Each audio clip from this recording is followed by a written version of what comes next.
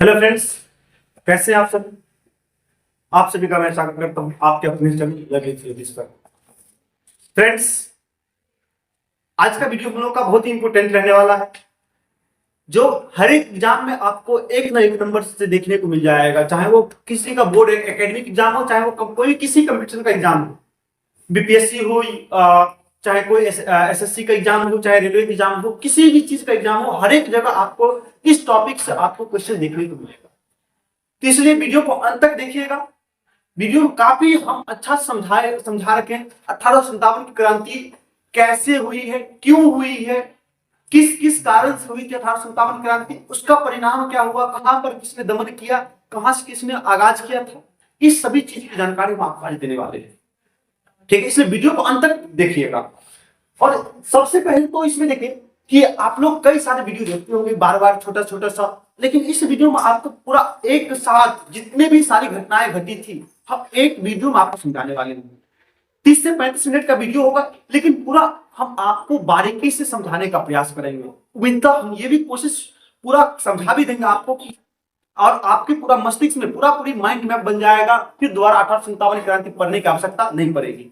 ठीक है, इसलिए जो भी लोग अभी तक हमारे चैनल को सब्सक्राइब नहीं किए तो चैनल सब्सक्राइब कर ले और साथ ही बेल आइकन को भी दबा ले, ताकि जो भी चीज अगला वीडियो पोस्ट हो उसकी जानकारी सबसे पहले आप तक जरूर पहुंच सके। ठीक है, क्योंकि हम अब हिस्ट्री को पहले पूरा जितना टॉपिक आपको हम बताए थे वो तब सभी टॉपिक कवर कराने के बाद हम हर एक टॉपिक को लेकर के चलेंगे। इसके साथ जब 1857 क्रांति में आपको पढ़ा लेंगे, इसके साथ इसके जस्ट बाद हम आपको 1857 क्रांति से संबंधित जितने भी 150 जो भी महत्वपूर्ण प्रश्न होंगे उसको हम करा देंगे आपको।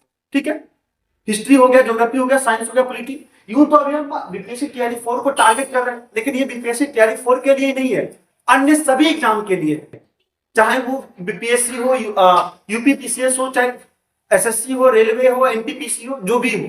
ठीक है ना, चाहे वो एकेडमिक एग्जाम हो, 10वीं हो, 12वीं हो, जहां से क्वेश्चन पूछा जाता है सबके लिए इंपोर्टेंट रहने वाला है। ठीक है, हम चालू करते हैं सबसे पहले अपने वीडियो को। अब देखिए, सबसे पहले 1857 क्रांति, इसकी पृष्ठभूमि समझते हैं। जैसे मान लीजिए अभी हाल फिलहाल में पटना में बीपीएससी के विरोध में आंदोलन चल रहा है और शिक्षा सत्याग्रह चल रहा है, जैसी बात आपको भी पता होगा। क्या ये तो तुरंत हो गया, बीपीएससी जो बापू सभागार में एग्जाम रद्द हुई उसके कारण यहाँ पर समस्याएं उठी। लेकिन ये जो 1857 क्रांति थी यह कोई तुरंत का कारण नहीं था, यह 1857 क्रांति तुरंत की क्रांति नहीं थी। आपको इसके लिए 100 वर्ष पीछे चलना होगा, 100 वर्ष पीछे चलना होगा। 1757 प्लासी का युद्ध आप लोगों को पता होगा, है ना। वहां पर किस तरह से छल पूर्वक सिराजुद्दौला को हराया गया था। उसके बाद बक्सर का युद्ध, वहां पर 1764 में बक्सर का युद्ध, वहां पर भी उसके बाद जो ब्रिटिश ईस्ट इंडिया कंपनी थी वो अपना फैलाव पूरी करने लगा था। ठीक है, तो धीरे धीरे वो सिर्फ वहां पर अभी वो अपना व्यापार बढ़ाने आया था सबसे पहले, लेकिन वो धीरे धीरे क्या अपना साम्राज्य बढ़ाने लगा। ठीक है, तो वहां पर जो 1664 में माना जाता है कि 1664 था, ठीक है ना, 1664 में यहाँ पर बक्सर का युद्ध हार यानी कि जीतने के बाद उसने पूरे भारत, पूरे बंगाल प्रांत पर अपना क्या कर लिया, कब्जा कर लिया। ठीक है ना, ये सभी चीज में ये धीरे धीरे होते ये पूरे भारत पर कब्जा करना चाहता था, है ना। ये जमीन को हड़पना चाहता था, ठीक है ना, आर्थिक शोषण करना चाहता था, हर एक चीज से शोषण करता था, हर एक वर्ग इससे परेशान था, है ना। तो इस कारण से ये सभी 1857 क्रांति, तो ये 1857 की क्रांति कोई तुरंत जगने वाली क्रांति नहीं थी, इसके पीछे बहुत लंबी कहानी थी। ठीक है, अब इसके कारण क्या है, तो आप लोग जानते होंगे कि तात्कालिक कारण जानते होंगे कि तात्कालिक कारण चालू वाली कारतूस है, इनफील्ड राइफल्स है, ठीक है ना, वो सभी चीज है। ब्राउन बेस की जगह आने वाली इनफील्ड राइफल है जो दिसंबर 1856 में आया, ये तात्कालिक कारण है। लेकिन जो मुख्य कारण हैं वो क्या क्या है, तो मुख्य कारणों में सबसे जो पहला कारण है हम लोग देखते हैं कि राजनीतिक कारण, सामाजिक कारण, धार्मिक कारण, सैन्य कारण और तात्कालिक कारण, ये कारण हम देखते हैं।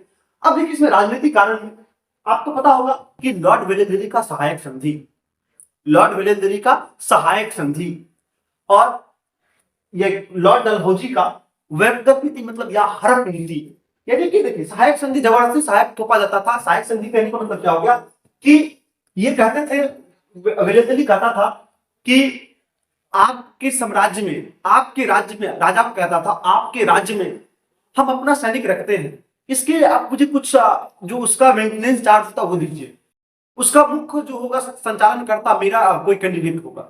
इस तरह से वो उस पर वहां पर ले गया अपने सैनिक को, और धीरे धीरे जबरदस्ती वहां पर रखता था अपने सैनिकों को, है ना। तो धीरे धीरे उसी पर वो आक्रमण करके उसी पर वो कब्जा कर लेता था, ठीक है ना। इस तरह से ये सहायक संधि हो गया। और लॉर्ड डलहौजी का व्यक्तिगत नीति सिद्धांत मतलब, अगर किसी भी राजा के पास अपना संतान नहीं है तो वो संतान लिया हुआ उसका वारिस नहीं हो सकता है, वो अगला राजा नहीं हो सकता है। ये हड़प नीति सिद्धांत था, यानी कि जिसके भी घर में कोई लड़का नहीं है तो उसको उसके जमीन को हड़प लिया जाता था, उसके साम्राज्य पूरा पूरी हड़प लिया जाता था। ये था डलहौजी का हड़प नीति सिद्धांत, ठीक है। उसके बाद सामाजिक कारण देखते हैं लोग, सामाजिक धार्मिक कारण में तो आपको पता होगा कि 1850 में आई धार्मिक नियोक्ता नियम।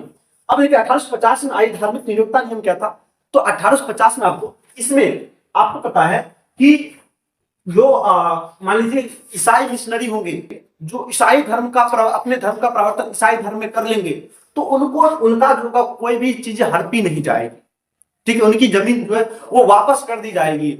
जो क्या कौन सी धर्म, ईसाई धर्म अपना परिवर्तन कर लेगा, धर्म परिवर्तन कर लेगा, ठीक है। अब 1813 का चार्टर्ड है विधवा पुनर्विवाह अधिनियम, आपको पता है सती प्रथा, दास प्रथा और पाश्चात्य शिक्षा, ये सभी कारण है। क्योंकि हमारा जो देश है, हमारा जो भारत है, ये धर्म को बहुत पहले से मानते आ रहा है। अब देखिए यहाँ पर जो विधवा पुनर्विवाह अधिनियम हुआ, तो यह हम कहीं ना कहीं देखने से देखेंगे तो हमारे लिए सही था, हमारे समाज के लिए सही था। लेकिन उस समय हमारे जो लोग थे, बुजुर्ग लोग थे, वो कहते थे कि हमारा धर्म भ्रष्ट कर रहा है, अंग्रेजों ने हमारा धर्म भ्रष्ट कर। हालांकि ये सब सुधार आंदोलन था, आगे पढ़िएगा भी सती प्रथा, विधवा पुनर्विवाह अधिनियम, दास प्रथा, ये सब सुधार आंदोलन था, ठीक है ना। लेकिन फिर भी हमारा जो समाज था इस चीज को समझ नहीं पा रहा था कि हमारे लिए फायदे हैं। विधवा को दूसरा शादी करने का मौका नहीं दिया जाता था। सोचिए उस समय 12-13 साल में लड़की की शादी कर दी जाती थी, है ना। और फिर वो कुछ दिनों बाद किसी कारणवश उसका पति मर जाता था तो उसको दोबारा शादी करने की अनुमति नहीं थी, उसको उसी के साथ जला दिया जाता था, है ना। तो ये सभी चीज सोचिए कैसा जिंदा आदमी को वहां पर जला दिया जाता था, सोचिए। तो कहीं ना कहीं वो हमारे लिए सही था। लेकिन जो हमारे समाज सुधारक लोग ये इसको सही मानते थे, लेकिन जो हमारे लोग थे, गांव भर के लोग थे, वो कहते थे कि नहीं, हमारे समाज, हमारे धर्म को ये नष्ट कर रहा है ना। तो ये धर्म की बातें पहले से चलती आ रही है, अभी भी चल रही है धर्म की। तो ये सभी चीजें हैं, ये समाज को धार्मिक कारण हो गए, ठीक है। इसके साथ साथ जैसे और भी बहुत सारे कारण थे, जैसे कि सैन्य कारण। अब सैन्य कारण में क्या था कि भारतीय और अंग्रेजी सैनिकों का अनुपात 5:1 था। अब भारतीय सैनिक कितने थे, 5 और अंग्रेजी सैनिक 1 था। लेकिन इसमें सबसे बड़ा कारण क्या जानते हैं कि भारतीय सैनिक को सबसे ऊंचा पद होगा वो सूबेदार का पद होगा, इससे ऊंचा पद नहीं होगा, लेफ्टिनेंट नहीं मिलेगा। सबसे ऊंचा पद मिलेगा उसको किस चीज का, तो सूबेदार का मिलेगा, उससे ज्यादा पद नहीं मिलने वाला, ठीक है ना। ये सभी कारण था। अधिकतम पद सूबेदार का मिलेगा। 1856 भर्ती सेवा अधिनियम। अब देखिए 1856 भर्ती सेवा अधिनियम क्या था कि इसके तहत जो भी सैनिक में भर्ती लेंगे उसको बाहर जाना पड़ेगा, समुद्र पार करके, क्या समुद्र पार करके बाहर जाना पड़ेगा लड़ने के लिए। लेकिन हमारा जो हिंदू धर्म है वो उस समय समुद्र पार करना मानता था कि जो धर्म भ्रष्ट होना, है ना। तो ये सभी कार्य थे। उसका 1854 में डाकघर अधिनियम। अब 1854 का जो डाकघर अधिनियम आया था, इसके तहत सैनिक को भी अगर कोई चीज डाक करना होता तो उसके लिए उसको पैसा देना पड़ता था। तो ये सभी भी कारण थे, ठीक है। अब उम्मीद करते हैं कि आपको समझ में आ रहा हो। अगर बोर्ड कैंडिडेट विद्यार्थी देख रहे हो, 12वीं वाले हो चाहे 10वीं वाले हो, तो ये सभी चीज आप याद रखिएगा, इसमें लिखिएगा आप, क्योंकि आपको तो लिखना होगा। और अन्य जो कंपटीशन वाले देख रहे हैं तो ऐसे ही देख सकते हैं, ठीक है। सैन्य कारण क्या थे। चलिए अगला देखिए, अगला तात्कालिक कारण। तो तात्कालिक कारण तो सबको पता है, अच्छा से पता है कि ब्राउन बेस के स्थान पर कौन आया था, न्यू इनफील्ड राइफल आया था। कब आया था, तो दिसंबर 1856 में आया था। ये क्वेश्चन पूछा जा चुका है कि न्यू इनफील्ड राइफल कब आया था। ये जब राइफल आई तो अब देखिए इससे पहले क्या था, तो ब्राउन बेस कौन था, तो ब्राउन बेस था। इसमें क्या होता था कि एक बार भरना पड़ता था फिर छोड़ना पड़ता था, उसमें गन पाउडर अलग होता था और कारतूस अलग होता था, ठीक है ना। तो दोनों चीज कभी क्या होता था, कभी बारूद ज्यादा डाला गया तो कभी कारतूस उसमें आ जाता था, इस कारण कभी कभी वो फट जाता था, इससे सैनिक को ही नुकसान होता था। इसलिए उसकी जगह पर क्या लाया गया, तो न्यू इनफील्ड राइफल लाया गया। क्या लाएगा, न्यू इनफील्ड राइफल लाएगा। इसमें जो कारतूस लगता था उसमें क्या कहते हैं, बारूद भरा ही आता था, मसाला उसमें भरा ही आता था, कारतूस में लगा होता था। लेकिन उसको बंद करने के लिए उस पर परत चढ़ाई गई थी, उस पर जो कवर किया गया था वो माना जाता था, उसका जो कवर होता था वो कहा जाता था कि गाय और सुअर की चर्बी से बनाया गया, गाय और सुअर के चर्बी से वो कारतूस बनाया गया था, ऐसा कहा जाता था। तो इसीलिए मंगल पांडे ने इस पर देखा भी। तो अब मान लीजिए कि हम लोगों के लिए सबसे गाय हमारे लिए बहुत ही धार्मिक चीज है, उसी प्रकार सुअर मुस्लिमों के लिए धार्मिक चीजें, उसको मारना होता था मतलब धर्म भ्रष्ट करना हो जाता था, ठीक है ना। तो ये भी इसका एक कारण था। अब इसके सबसे यहां पर जो याद रखने वाली बात है कि ये आया कब था, तो ये आया था दिसंबर 1856 में। कौन चीज, तो न्यू इनफील्ड राइफल, इसके स्थान पर तो ब्राउन बेस के स्थान पर आया था इनफील्ड राइफल, ठीक है, कोई दिक्कत नहीं है। चलिए आगे चलते हैं। अब ये था तत्कालीन कारण। अब देखिए 1857 का विद्रोह कहां से प्रारंभ हुआ था, 1857। तो इसे सबसे पहले जो नाम आता है मंगल पांडे का नाम, इसका नाम मंगल पांडे का नाम, ठीक है ना। अब देखिए ये 29 मार्च 1857 को 34वें रेजिमेंट के बैरकपुर के सैनिक मंगल पांडे का नाम आता है, जिन्होंने अपने ही दो अधिकारी सर्जेंट और बाघ और सर्जेंट को की हत्या कर दी, ठीक है ना। कब, 29 मार्च 1857 को। यह हत्या क्यों की थी, क्योंकि नाम से पता चला मंगल पांडे, पांडे, ठीक है ना। अब इनको जो अफवाह फैली थी चली वाली कारतूस, इनको जो पता लगा था चली वाला कारतूस, तो इन्होंने सोचा कि मेरा धर्म भ्रष्ट करने के लिए ये सब चीज कर किया जा रहा है, हमको नीचे दिखाने के लिए ये सब चीज किया जा रहा है। इसलिए इन्होंने क्या किया, बाघ और सर्जेंट को वहीं पर गोली मारकर हत्या कर दी गई, ठीक है ना। और जो 1857 की क्रांति हुई थी 10 मई 1857 को हुई थी।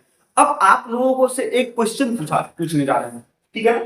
आप बताइएगा कि मंगल पांडे को फांसी कब लगी, ठीक है ना। मंगल पांडे को फांसी कब लगी, कब पड़ी, ठीक है ना। देखिए यहां पर दो चीजें हैं, एक तो एनसीईआरटी के अकॉर्डिंग और एक वैसे, ठीक है ना, दोनों दो तरह से है। तो आप इस दोनों का जवाब हमको दोनों दीजिएगा, ठीक है, कोई दिक्कत नहीं है। इतना चीज हम समझ गए होंगे आप लोग, उम्मीद करते हैं। चलते हैं आगे, चलते हैं। अब विद्रोह का विस्तार देखिए। सर्वप्रथम तो हमको पता चल गया कि विद्रोह 10 मई 1857 को प्रारंभ हुई थी, कहां से, तो मेरठ से, ठीक है, कोई दिक्कत नहीं। लेकिन अब जो हुआ, अब आगे सिलसिला बढ़ता गया। अब 10 मई 1857 को, उससे पहले जो वहां के सैनिक थे, अलग अलग सैनिक थे, उन्होंने क्या किया कि अपने अपने जो अधिकारी थे उनकी हत्या करना प्रारंभ कर दी, उन पर गोली बरसाना प्रारंभ कर दी, उनको गोली मार करके। और जो उनके जो सैनिक लोग थे जिनको जेल में बंद कर दिया गया था, उनको छुड़ा करके लेकर के आ गए थे। तो ये सबसे जो पहला काम हुआ था, ठीक है ना, ये दिल्ली कुछ हुआ था। कहां पर, दिल्ली के लिए सभी लोग प्रस्थान किए थे। कहां पर, दिल्ली के लिए सभी लोग प्रस्थान किए थे, ठीक है ना। अब दिल्ली पहुंचे कब थे, तो 12 मई 1857 को ये दिल्ली पहुंच गए। और दिल्ली पहुंचने के बाद लाल किला पर अपना पहले पहले घिराव कर लिए, ठीक है ना। अब उस समय लाल किला में रहते थे बहादुर शाह जफर द्वितीय, जो मुगल का आखिरी सम्राट थे, ठीक है, बहादुर शाह जफर द्वितीय। इनको कहा गया कि आप मेरे इस क्रांति का आप नेतृत्व कीजिए। अब ये बेचारे बूढ़े हो चुके थे, ये असमर्थ हो चुके थे, अब ये घिर गए थे। इनको ये कह रहे थे कि मुझे, अगर मैं आपका नेतृत्व करूंगा तो अंग्रेज मुझे मार देंगे। तो सैनिकों ने कहा अगर आप नहीं करेंगे तो हम आपको मार देंगे। तो इसलिए ये अब किसी तरह से अब ये नेतृत्व देना प्रदान कर दिया। लेकिन ये नेतृत्वकर्ता मुख्य नेतृत्वकर्ता नहीं थे, ये प्रतीकात्मक थे। कैसे थे, प्रतीकात्मक, ये कैसे थे, प्रतीकात्मक थे, ठीक है ना। लेकिन मुख्य नेतृत्वकर्ता थे वो कौन थे, बख्त खां, इनका general of chief of general Bakht Khan. तो आप याद रखिए, यहां से क्वेश्चन पूछा जाता है कि बहादुर शाह जफर द्वितीय ने किससे अपना जनरल ऑफ चीफ घोषित किया था, तो बख्त खां, ठीक है। तो दिल्ली का जो वास्तविक नेतृत्व करता था वो कौन था, बख्त खां था। कौन था, बख्त खां था। अब जो है सितंबर 1857 में यहां पर सबसे पहले यहाँ पर जीत गया, दिल्ली में अंग्रेज को हरा दिए थे 1857 क्रांति में। हर एक जगह पहले अंग्रेज हार चुका था, हर एक जगह हार चुका था, ठीक है ना। तो फिर से सितंबर 1857 में निकोलसन, हडसन और लॉरेंस ने मिलकर आक्रमण करके फिर से दिल्ली पर कब्जा कर लिया। तो यहां से तीन चीजें क्वेश्चन, इसमें से हमको तीन चार चीजें क्वेश्चन याद रखने की मिल रही है कि दिल्ली का नेतृत्व किसने किया था, तो बहादुर शाह जफर द्वितीय और बख्त खां ने। मुख्य नेतृत्वकर्ता कौन थे, तो बख्त खां थे। बहादुर शाह जफर का द्वितीय का जनरल ऑफ चीफ कौन था, तो बख्त खां था। दोबारा कब्जा कब हुआ, सितंबर 1857 में हुआ। दमनकर्ता कौन कौन थे? निकलसन, हडसन और लॉरेंस थे। ठीक है, कोई दिक्कत नहीं है। ये तो दिल्ली की बात हो गई। अब दिल्ली से आगे बढ़ते हैं तो ये धीरे धीरे प्रसार जब दिल्ली से हुआ, अब दिल्ली के बाद लखनऊ पहुंची। अब देखिए उस समय क्या था ना कि जिस तरह से अभी कोई सा भी आंदोलन होता है तो तुरंत से हम लोग व्हाट्सएप कर देते हैं, तो फलमा आज भारत बंद, कल बिहार बंद, परसों वो बंद, परसों वो बंद, है ना। तो ये सब चीज हम लोग व्हाट्सएप अभी है, अभी हम लोग सोशल मीडिया है, लेकिन उस समय सोशल मीडिया नहीं थी। अब कोई मीटिंग होता तो पूरे भारत पहुंचाने पहुंचाते बहुत समय लंबा लग जाता था, है ना। इसलिए एक साथ ये विद्रोह नहीं हो पाया था। सोचिए अगर ये विद्रोह एक साथ होता, इस विद्रोह में सभी लोग शामिल भी नहीं हुए थे, जो शिक्षित लोग थे, जो उच्च वर्ग थे, वो शामिल भी नहीं हुए थे, है ना। अगर वो लोग भी शामिल हो जाते तो अंग्रेज उसी समय भागता। ठीक है, अब दिल्ली के बाद आता है लखनऊ। लखनऊ में एक नाम याद रखिएगा, बेगम हजरत महल। ठीक है ना, बेगम हजरत महल। अब उनका यदि कि वो जून 1857 में यहाँ पर क्रांति प्रारंभ होती है। कहां पर? लखनऊ में जून 1857 का क्रांति प्रारंभ होती है। अब यहाँ का नेतृत्व करता कौन होती है? तो बेगम हजरत महल। अब बेगम हजरत महल अपने पुत्र ब्रिटिश काजी को वहां का नवाब घोषित कर देते हैं। ब्रिटिश काजी को वहां का नवाब घोषित कर देते हैं। यहाँ पर लॉरेंस की मृत्यु हो जाती है, क्योंकि दिल्ली से आया था ना, तो लॉरेंस यहाँ पर मृत्यु हो जाती है और कैंपबेल फिर से मार्च 1858 में यहाँ पर फिर से वो कब्जा कर लेते हैं। कहा? मार्च 1858 में। देखिए कितने दिनों तक हमने फिर से इसको हरा करके रखा था, फिर ये आया तो मार्च 1858 में हम यानी कि बेगम हजरत महल को हरा दिया था। ठीक है, यहां से मुख्य रूप से याद रखने की बात है कि लखनऊ से नेतृत्वकर्ता कौन थी? तो बेगम हजरत महल। ठीक है, उनके बेटा का नाम क्या था? तो ब्रिटिश काजी था। मृत्यु किसकी हो गई थी? लॉरेंस की मृत्यु कहां पर हुई थी? तो लखनऊ में ही हुई थी। ठीक है ना।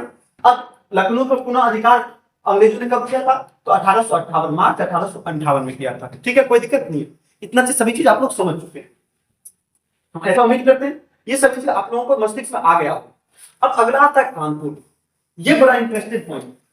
अब देखिए कि यहां से बढ़ने के बाद ये आ गया कानपुर। वहां भी जून में ही था और यहां भी जून में ही, लखनऊ और कानपुर। यहां से जो थे नाना साहब, ठीक है ना, जो बाजीराव पेशवा का दत्तक पुत्र थे। ठीक है ना। अब यहाँ पर तात्या टोपे। अब देखिए तात्या टोपे, तात्या टोपे का नाम क्या था? आत्माराम पांडुरंग। ठीक है ना। अब देखिए यहाँ पर सॉरी आत्माराम पांडुरंग में रामचंद्र पांडुरंग था। ठीक है ना, ये तात्या टोपे का नाम था, पूरा नाम था। अब ये इनसे आकर के दोस्ती की और इनका बखूबी साथ निभाए थे। अंग्रेज जो थे तात्या टोपे से बहुत परेशान रहते थे। ठीक है ना, इनको गोरिल्ला युद्ध का बड़ा जानकारी था, छिप छिप करके वार करते थे, इनको पकड़ना बहुत मुश्किल था। इनके जो दोस्त थे मान सिंह, इन्होंने जब इनसे गजदारी करके इनको पकड़वा दिया था। ठीक है, गजदारी पहले से चलते आ रहा है, दोस्ती में गजदारी होते रहता है। ठीक है, अब यहां से जो मुख्य रूप से तो कानपुर के मुख्य नेतृत्वकर्ता कौन? नाना साहब, और इसके सहयोगी कौन थे? तात्या टोपे थे। ठीक है, अब उसके बाद कानपुर में पुनः दिसंबर 1857 में कैंपबेल ने क्या कर लिया? तो उस पर पुनः अधिकार कर लिया। कब? दिसंबर 1857 में। यहाँ पर जून में क्रांति हुई और फिर दिसंबर में यहाँ पर हार गया था। कौन? ये नाना साहब। इसको ये यहाँ पर जो नाना साहब थे इनको पेंशन मिलता था और इनका पेंशन बंद कर दिया गया, इसलिए इन्होंने ये इसमें शामिल हो गए थे 1857 की क्रांति। अब देखिए हम ज्यादा बातें नहीं कर रहे, जो हमारे लिए जरूरी है उसी बात को कर रहे हैं। कहानी तो बहुत सारी चीजें हैं, बहुत सारी चीजें इस बीच में घटना घटी थी, लेकिन तो point of view, exam of point view से जो चीज हमारे लिए जरूरी है हम उसी चीज को लेकर के चल रहे हैं। ठीक है, अब देखिए यहां पर झांसी, आपको पता होगा एक कविता है, खूब लड़ी मर्दानी वो तो झांसी वाली रानी थी। ठीक है ना, सुभद्रा कुमारी चौहान की ये बड़ी अच्छी कविता है। हम लोग बच्चा में थे तो खूब याद करते थे, खूब उसको रटते थे। ठीक है, अब देखिए यहाँ पर जून 1857 में यहाँ पर भी क्रांति प्रारंभ हुई। ठीक है ना, झांसी की रानी थी। ये उत्तर प्रदेश में वाराणसी में इनका जन्म हुआ था और इनकी मृत्यु ग्वालियर में हुई। ठीक है, अब इसकी नेतृत्वकर्ता कौन थी? तो रानी लक्ष्मीबाई। ठीक है ना, गंगाराव की पत्नी रानी लक्ष्मीबाई। चूंकि यहाँ पर इनका जो पुत्र था, ये पुत्र गोद लिए हुए थे, तो जो यहाँ पर क्या कहते हैं डलहौजी थे, इसको मान्यता नहीं थी, तो इस पर ये क्या कहते जबरदस्ती आक्रमण किए थे। ठीक है ना, तो इन्होंने लड़ते हुए वीरगति प्राप्त की थी ग्वालियर में जाकर के। ठीक है, अब इनका जो तात्या टोपे, यहाँ देखो रानी से मिली थी तात्या टोपे, चूंकि वहां पर कहां पर उधर से कानपुर में यहाँ पर तात्या टोपे थे। कानपुर से आने के बाद झांसी में भी रानी लक्ष्मीबाई से कौन मिले? तात्या टोपे। और गुरिल्ला युद्ध के द्वारा परेशान किया था किसको? अंग्रेजों को। इसका मित्र कौन था? मान सिंह था। ठीक है, इन्होंने इसको पकड़वा दिया और इनकी इनको फांसी लग गया था। फांसी कब हुआ था? 15 अप्रैल 1858 को शिवपुरी मध्य प्रदेश में इनको फांसी पड़ी थी। कहां पर? 15 अप्रैल 1858 में शिवपुरी में मध्य प्रदेश में फांसी पड़ी थी। अब देखिए यहां से एक क्वेश्चन पूछा गया था बीपीएससी टीआरडी 1 में कि यह कथन किसका है? 1857 क्रांति के समय का कथन है कि यानी कि पड़ी हुई हजारों महिलाओं यानी कि पुरुषों में एक अकेली पुरुष है, झांसी की रानी। ठीक है ना? तो ये कथन ह्यूरोज का था। किसका था? ह्यूरोज का था। यहाँ के दमनकर्ता कौन थे? ह्यूरोज ही थे। ठीक है, इतना से आपको समझ में आ गया होगा। ठीक है, हम आगे बढ़ते हैं। अब आगे है बिहार। क्या? बिहार। आपको याद होगा कि बाबू कुंवर सिंह, बाबू कुंवर सिंह बिहार के जगदीशपुर में कुंवर सिंह और अमर सिंह टेलर और विक्टर आए यहाँ के दमन करता था। बस इतना ही चीज ये बार बार पूछा जाता है कि जगदीशपुर से नेतृत्वकर्ता कौन थे या बिहार से नेतृत्वकर्ता कौन थे। ठीक है ना? तो कौन थे? तो कुंवर सिंह और अमर सिंह। ये आप याद रखिएगा, ये इनकी मृत्यु नेचुरल डेथ थी, इनको हराया नहीं था। इनकी 26 अप्रैल को मृत्यु थी, 24 अप्रैल को हरा करके आए थे। ठीक है ना? तो इनकी मृत्यु हो गई थी फिर भी। ठीक है, तो यहां से मुख्य रूप से याद रखने वाली चीजें क्या है कि जगदीशपुर के नेतृत्वकर्ता कौन थे? तो कुंवर सिंह और अमर सिंह।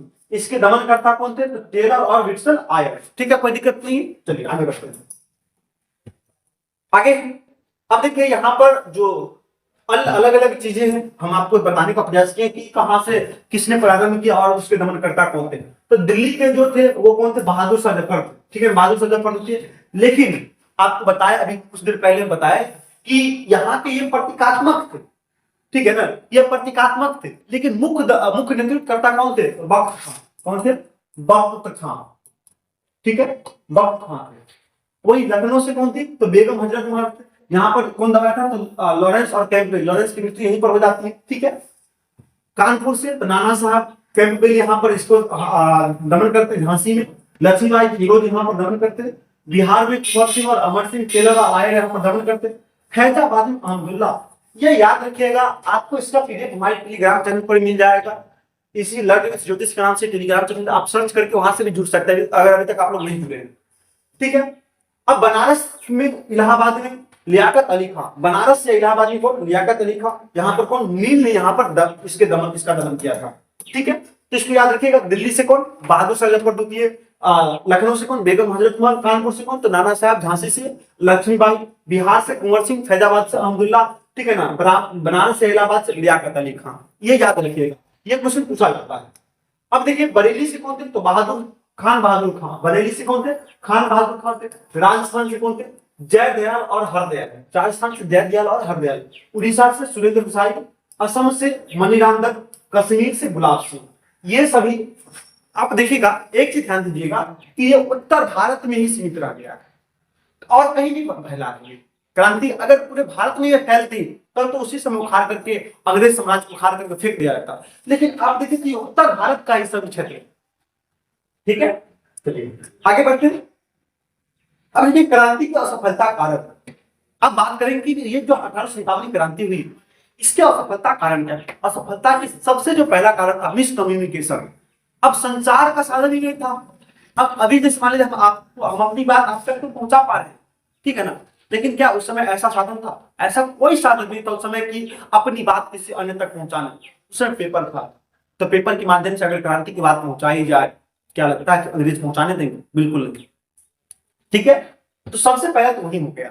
और देखिए इसमें अब क्या क्या चीजें, शिक्षित वर्ग भी वहां पर शामिल नहीं थे। ठीक है, जमींदारों व शिक्षित वर्ग का साथ न मिलना। हम आपको पहले ही बताए थे वीडियो शुरू करने में कि यहाँ पर जमींदार और शिक्षित वर्ग जितने भी थे उनको 1857 क्रांति में कोई लेना देना ही नहीं था, साथ मिला ही नहीं था इन लोगों का। इस कारण क्योंकि बड़ी बड़ी जमींदार जो थे, ठीक है ना, उनसे तो जाकर मिल गए थे, क्योंकि उनको डर था ना कि अंग्रेज हमारा जो जमीन है उनको हड़प लेगा। इसलिए उन्हीं से जाकर, जैसे ग्वालियर का सिंधिया हो गया, ठीक है ना, दरभंगा महाराज हो गए, उस सब जाकर वहां उनका सपोर्ट किए थे। ठीक है, और शिक्षित वर्ग से कोई लेना देना इसको था ही नहीं। इस कारण से यह असफल हुआ। दूसरा विद्रोहियों का संगठित आधार। अब यहाँ पर कोई संगठन ही नहीं था। अब कोई विद्रोह होता है तो उसका नेतृत्वकर्ता एक होना चाहिए। अब देखिए हर एक जगह से नेतृत्वकर्ता अलग अलग है। अब वही सभी चीज पूरे भारत का एक संगठन बना करके एक साथ अगर विद्रोह होता तो जाहिर सी बात है कि कब का वो विद्रोह खत्म हो गया होता और 1857 में हमारा देश आजाद हो गया होता। ठीक है, योग्य नेतृत्व का ना होना। अब हम आपको एक ही चीज बताएं कि हर एक जगह से अलग अलग लोगों ने नेतृत्व किया। बिहार से कुंवर सिंह हो गए, ठीक है, और बिहार से सिर्फ जगदीशपुर से, आरा से हुआ था, और अलग अलग क्षेत्रों में फैला ही नहीं। छोटा छोटा जो जमींदार लोग थे वो अपना बचाव के लिए अंग्रेज से जाकर के मिल गए, ठीक है। संगठन, अनुशासन और सामूहिक योजना, कोई ये योजनाबद्ध था ही नहीं। अब कोई योजना बना करके लड़ा जाता तब ना। अब सोचिए कि दिल्ली में हो गया मई में, झांसी में हुई जून में, कानपुर में हुआ जून में, ठीक है, लखनऊ में हुआ जून में। अब सभी जो अलग अलग डेट पे क्रांति हुई, अब वहां से क्रांति पता चला कि वो वहां पर क्रांति हो रही, तो हम भी सज हो गए और हम जाकर के आक्रमण कर दिए, ठीक है। पता चला कि लखनऊ में अब आक्रमण हो गया है, अब धीरे धीरे बगल में पता चल गया कानपुर में, तो कानपुर वाले भी क्या कि सज होकर के अंग्रेज पर आक्रमण कर दिए। तो ये अगर वही चीज एक साथ कम्युनिकेशन करके, कम्युनिकेट करके, संगठन बना करके, संचार करके, बातचीत करके, संगठन बना के अगर आक्रमण किया जाता तो सफल होता। तो ये जो असफलता का कारण है केंद्रीय नेतृत्व का अभाव। केंद्रीय नेतृत्व का अभाव, केंद्र में तो गया ही नहीं। अब वहां पर जो बहादुर शाह जफर द्वितीय के पास गया तो मुगल सम्राट, अब जो जितने भी राजा लोग थे छोटे छोटे, उनका साथ नहीं दे रहे थे, क्योंकि वो समझ रहे थे अभी हम अंग्रेज के शासन में हैं, अगर इसका साथ देंगे, अगर जीत गए ये, तो फिर से मुगल का शासन आ जाएगा। तो ये भी कारण था। अब आधुनिक हथियारों की कमी, अब हमारे जो सैनिक थे उनके पास आधुनिक हथियार नहीं थे, ठीक है, क्योंकि अंग्रेजों के पास आधुनिक बहुत सारे हथियार थे, हमारे पास नहीं तो उतना योग्य सैनिक थे। योग्य सैनिक कहने का गलत हो जाएगा, शिक्षित सैनिक, प्रशिक्षण हमारे सैनिक को उतना नहीं मिल पाता था, क्योंकि ऊंचा ऊंचा पद तो हमको मिलता ही नहीं था। हम लोग सूबेदार का पद देखो, बस बंदूक टांगो और चलते रहो, घूमते रहो, फिरते रहो, बस उसी से हम लोग चल जाते थे, ठीक है। तो ये भी कई कारणों में से कारण था, ठीक है। अब देखिए कि विद्रोह का परिणाम, अभी तक हम लोग ये सब चीज जाने के कारण क्या था, कहां कहां आंदोलन हुआ, कहां कहां ये विद्रोह हुआ। अब विद्रोह का परिणाम क्या निकल कर आया, देखते हैं कि विद्रोह का परिणाम जो हुआ कि मुगल साम्राज्य का खात्मा हो गया, यानी कि मुगल साम्राज्य खत्म हो गया। क्योंकि जब ये विद्रोह समाप्त हुआ था, यानी कि दिल्ली में, ठीक है ना, सितंबर 1857 में, तो वहीं पर इनके दो बेटे को इनके सामने में गोली मार दिया गया था, ताकि कोई मुगल साम्राज्य पर कोई कब्जा ना कर सके, फिर से ये ना कर सके कि हम मुगल साम्राज्य के वंशज हैं। वहीं पर उसको गोली मार करके उसको हत्या कर दिया गया था और इनको रंगून भेज दिया गया, ठीक है। अब कंपनी से शासन का अधिकार वापस। सबसे जो बड़ी चीज हमारी यही हुई कि हम पर पहले कंपनी शासन, अब कंपनी से शासन छिन जाएगा, छिन करके सीधा क्राउन के हाथ में चला जाएगा, महारानी के हाथ में चला जाएगा, ठीक है। अब 1 नवंबर 1858 को दरबार का आयोजन, तो 1 नवंबर 1858 को दरबार का आयोजन होगा, और इसी में जो उस समय के हमारे गवर्नर जनरल थे, जो अब वाइसराय बन जाएंगे, लॉर्ड कैनिंग साहब, वो जो क्या कहते हैं घोषणा होगा, महारानी की घोषणा होगी, वो वहां पर वो पढ़ेंगे, ठीक है। अब यहां से एक चीज देखिए, जब 1857 की क्रांति हुई उस समय वाइसराय कौन, वाइसराय नहीं पूछा जाएगा आपसे, गवर्नर जनरल पूछा जाएगा। तो गवर्नर जनरल कौन थे आपका, तो ये कैनिंग हो जाएगा, क्या जाएगा, लॉर्ड कैनिंग, ठीक है। याद रखिएगा, डलहौजी मत दीजिएगा, क्योंकि डलहौजी 1857-56 तक ही थे, ठीक है ना, फिर 56 से आ गए थे कौन, लॉर्ड कैनिंग, इसलिए याद रखिएगा, ठीक है ना। तो लॉर्ड कैनिंग ही द्वारा ही महारानी की जो घोषणा हुई थी वो पढ़ा गया, कब पढ़ा गया था, 1 नवंबर 1858 तक, 1 नवंबर 1858 को उद्घोषणा पढ़ी गई थी, किसके द्वारा, तो लॉर्ड कैनिंग के द्वारा पढ़ी गई थी। कोई दिक्कत नहीं है, आप अच्छा समझ गए, ठीक है ना। तो 1 नवंबर 1858 कौन सी घटना घटी थी, तो लॉर्ड कैनिंग द्वारा महारानी की जो घोषणा हुई थी वो पढ़ा गया था, ठीक है। अब भारतीय राजाओं को गोद लेने का अधिकार वापस हो गया था। अब जो डलहौजी द्वारा जो हड़प नीति लाया गया था, जिनके पास वंश नहीं होगा उसकी जमीन को हड़प लिया जाएगा, तो अब गोद ले सकते हैं, ठीक है ना, उस पर कोई हड़प नीति नहीं लागू होगी, कोई उसका जमीन नहीं हड़पा जाएगा, ठीक है। अब 1857 के तक भारत राज्य सचिव पद का प्रावधान करेगा, ठीक है ना, यहाँ पर अब सचिव भी होंगे। अब यहाँ का वाइस लॉर्ड जो गवर्नर जनरल था वो वाइसराय बन जाएगा, वाइसराय कहलाएगा, ठीक है। अब इसके बाद इससे बहुत सारे चीज परिणाम हमारे पास आए। देखिए, गवर्नर जनरल क्या गया, वाइसराय कहा गया, साम्राज्य के विस्तार पर रोक। ये साम्राज्य किसके साम्राज्य पर, तो अंग्रेजी साम्राज्य के विस्तार पर यहाँ पर रोक लगा दिया गया कि हम अपना साम्राज्य नहीं फैलाएंगे, क्योंकि ये सब जो 1857 की क्रांति हुई उससे उसको डर हो गया था कि अगर हम ऐसा कोशिश करेंगे तो फिर से ये लोग हम पर आक्रमण कर सकते हैं और हमें भगा सकते हैं, तो यहाँ से जो आमदनी हमारी हो रही वो आमदनी हमें बंद हो जाएगी, ठीक है। ये सभी कारण थे। अब एक धार्मिक मामलों में हस्तक्षेप। अब जो अंग्रेज थे वो धार्मिक मामलों में हस्तक्षेप नहीं करेंगे, जो आपका संस्कृति कह रहा है वो संस्कृति चलता रहेगा, मुझे उससे कोई लेना देना नहीं है।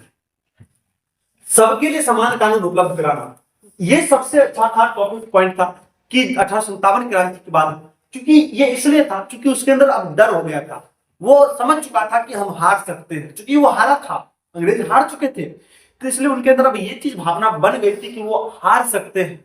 ठीक है, तो इसलिए उन्होंने सबको क्या समान कानून देने का उपलब्ध किया था। ठीक है ना, इससे पहले भारतीयों को जज नहीं बनाया जाता था। ठीक है ना, अगर भारतीय जज होते भी थे तो अंग्रेजी मामलों में सुनवाई नहीं कर सकते, सिर्फ भारतीयों का सुनवाई करेंगे और किसी का नहीं। अंग्रेजों की सेना का पुनर्गठन किया गया, जिसको पील आयोग के तहत अंग्रेजी सेना का पुनर्गठन किया गया। ये इसको डर हो गया था। अब डर क्यों, जाहिर सी बात है कि डर तो होना ही था कि सैनिक इधर से भी आक्रमण कर सकते हैं, कभी भी आक्रमण कर सकते हैं, इसलिए क्या किया अंग्रेजी सेनाओं का क्या किया पुनर्गठन किया गया। ठीक है, अब देखिए 1857 के विद्रोह के जो क्रांति हुई थी उसके बारे में इतिहासकारों के मत क्या क्या है, हम देखते हैं। इसमें जो सबसे पहला है कि यह धर्मांधों का ईसाइयों के विरुद्ध एक धर्म युद्ध था, तो वो किसके द्वारा कहा गया, तो LIR रीज के द्वारा कहा गया। किसके द्वारा, रीज के द्वारा। तो रीज के द्वारा क्या कहा गया, ये धर्म युद्ध था। क्या था, ये धर्म युद्ध था। यह राष्ट्रीय विद्रोह था, न कि सिपाही विद्रोह था। ये किसके द्वारा कहा गया, तो बेंजामिन डिज़रायली के द्वारा कहा गया। तो डिज़रायली महोदय ने क्या कहा कि यह राष्ट्रीय विद्रोह था, लेकिन यह सैनिक विद्रोह नहीं था। कुछ लोगों का मानना है कि क्या सैनिक विद्रोह है। अब क्या 1857 क्रांति न तो प्रथम था, न ही राष्ट्रीय था, और न ही स्वतंत्रता संग्राम का। कौन कह रहे, तो आरसी मजूमदार साहब कह रहे हैं कि ये जो 1857 क्रांति प्रथम नहीं था, इससे पहले भी क्रांति हुई थी, छोटी छोटी क्रांति हुई थी। ठीक है, यह पूर्णतः देशभक्ति रहित और स्वार्थी सिपाही विद्रोह था। किसको द्वारा कहा गया, तो ये सीले महोदय का द्वारा किया गया। किसके द्वारा, तो सीले महोदय के द्वारा ये चीज कहा गया है। ठीक है, याद रहेगा। तो 1800 ये धर्मांधों का युद्ध किसके द्वारा कहा गया, तो रीज के द्वारा कहा गया। ये राष्ट्रीय विद्रोह था, ना कि सिपाही विद्रोह, किसके द्वारा कहा गया, तो डिज़रायली के द्वारा कहा गया। 1857 का विद्रोह ना तो प्रथम था, न ही राष्ट्रीय था, और न ही स्वतंत्रता संग्राम था। किसके द्वारा, आरसी मजूमदार के द्वारा कहा गया है। यह पूर्णतः देशभक्ति रहित और स्वार्थी सिपाही विद्रोह था। किसके द्वारा कहा गया, तो ये सीले के द्वारा कहा गया है। और भी देखिए, सिपाही विद्रोह के अतिरिक्त कुछ नहीं था, सिपाही विद्रोह के अतिरिक्त कुछ नहीं था। 1857 क्रांति जो था वो सिपाही विद्रोह के अतिरिक्त कुछ नहीं था। तो ये जॉन लॉरेंस के द्वारा, किसके द्वारा, जॉन लॉरेंस के द्वारा कहा गया था। यह सभ्यता एवं बर्बरता का संघर्ष था, T.R. होम्स के द्वारा। यह सभ्यता एवं बर्बरता का संघर्ष था, किसके द्वारा कहा गया, तो T.R. होम्स के द्वारा कहा गया है। यह विद्रोह राष्ट्रीय स्वतंत्रता के लिए लड़ा गया सुनियोजित स्वतंत्रता संग्राम था। किसके द्वारा कहा गया, BD सावरकर के द्वारा। ये याद रखिएगा, आपसे पूछा जाता है ये क्वेश्चन।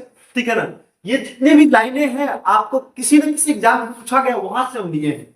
ठीक है, यह अंग्रेजों के विरुद्ध हिंदू और मुसलमान का षड्यंत्र था। ये किसके द्वारा, तो ऑटन और टेलर के द्वारा कहा गया था कि ये हिंदू और मुसलमान के बीच एक उसका षड्यंत्र था, लड़ाने का षड्यंत्र था। ठीक है, अब अगला देखिए कि 1857 के विद्रोह से संबंधित प्रमुख पुस्तकें उनके लेखक। अब ये भी जितने भी चीज आप देखेंगे यहाँ पर किसी न किसी एग्जाम में ये पूछा ही गया, बस थोड़ा सा बच गया, लास्ट ही होने वाला है। अब the Indian war of independence 1857। ठीक है ना, the Indian war of independence 1857, ये किसके पुस्तक है, तो BD सावरकर। इसके लेखक कौन है, BD सावरकर। अब the peasant and the Raj, Eric peasant, the peasant and the Raj, ये किसके लेखक, इसके लेखक कौन है, तो थॉमस स्टॉक्स। अब है 1857 द ग्रेट रिवॉल्ट, ये किसके द्वारा लिखा गया, अशोक मेहता के द्वारा। किसके द्वारा, अशोक मेहता के द्वारा लिखा गया है। अब एक और है यहाँ पर द सिपाही मिलिट्री एंड रिवॉल्ट ऑफ 1857, ये किसके द्वारा, आरसी मजूमदार की तरह लिखा गया। किसके द्वारा, आरसी। द सिपाही मिलिट्री एंड रिवॉल्ट ऑफ 1857 किसके द्वारा लिखा गया, आरसी मजूमदार के द्वारा लिखा गया। सिविल रिविलियन इन इंडियन मिलिट्रीशिप, ये किसके द्वारा 1857 to 59 किसके द्वारा लिखा गया, शशि भूषण चौधरी के द्वारा लिखा गया। ये क्वेश्चन पूछा गया है, इसमें से बहुत सारे क्वेश्चन ऐसे हैं जो बीपीएससी के द्वारा पूछा गया क्वेश्चन है। ठीक है, इसलिए याद रखिएगा इसको। अब है द हिस्ट्री ऑफ सिपाही वार इन इंडिया, ये किसका, जॉन विलियम के द्वारा कहा गया है, लिखा गया sorry. The first Indian war of independence 1857 to 59, ये किसका, कार्ल मार्क्स और फ्रेडरिक एंगल्स के द्वारा लिखा गया है। अब आगे है देखिए कि the college of the Indian revolt 1858 sir Syed Ahmad Khan के द्वारा लिखा गया। तो सर सैयद अहमद खान के द्वारा क्या लिखा गया? The college of the Indian revolt. अगला है द सिपाही म्यूटिनिटी ऑफ 1857 ए सोशल एनालिसिस। ये किसके द्वारा लिखा गया? तो एचपी चट्टोपाध्याय के द्वारा लिखा गया है। ठीक है ना, एचपी चट्टोपाध्याय के द्वारा लिखा गया। कौन? द सिपाही म्यूनिटी ऑफ 1857 ए सोशल एनालिसिस। ठीक है, तो ये हमारा था आज के वीडियो। आप लोग हमको कमेंट करके कमेंट बॉक्स में बताइए कि ये वीडियो कैसा लगा आप लोग को। आप लोग को ये काफी हद तक समझ आ चुका होगा, दोबारा इसको पढ़ने की आवश्यकता नहीं पड़ेगी। अगर थोड़ी बहुत आवश्यकता पड़ी तो आप इसको एक दोबारा वीडियो देख लीजिएगा, हर एक पॉइंट आपका क्लियर हो जाएगा। इससे बाहर आपको एग्जाम में एक भी देखने को नहीं मिलेगा। हाँ, कुछ चीजें बच गई है, जैसे यहाँ पर एक उर्दू कवि थे मिर्जा गालिब, ठीक है ना, जो इसके अपने नजर से देखे थे इस 1857 क्रांति को, तो वो सभी चीजें उसको हम क्वेश्चन के माध्यम से आपको करा देंगे। ठीक है, टेंशन नहीं लेना है। अब अगला वीडियो जो होगा आपको इसी 1857 क्रांति का क्वेश्चन कराएगा।